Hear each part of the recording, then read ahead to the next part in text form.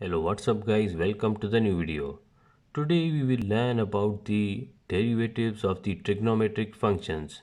Now here we have the problem d over dx 3 cosine x minus 2 secant x. Now what we need to do that we will place the constant 3 outside and then we will find the derivative of the cosine x minus placing the minus 2 outside and then finding the derivative of the secant x. Now 3 into the derivative of cosine x will be minus sine x, minus 2 into the derivative of secant x will be secant x into tangent x. So our final answer will be minus 3 sine x minus 2 secant x into tangent x.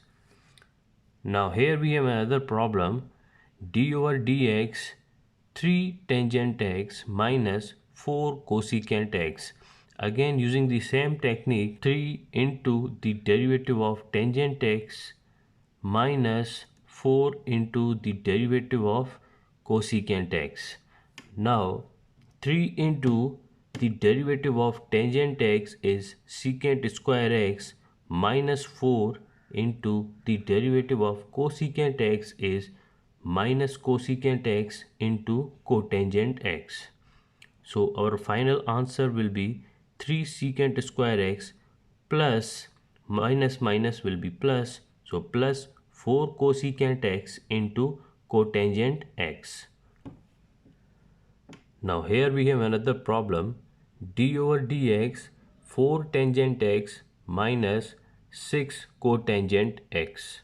So again placing the constant outside, so 4 placing the outside into derivative of tangent x minus 6 into the derivative of cotangent x.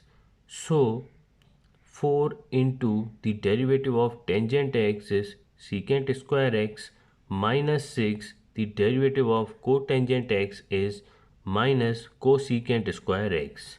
So our final answer will be 4 secant square x minus minus will be plus, so plus 6 cosecant square x.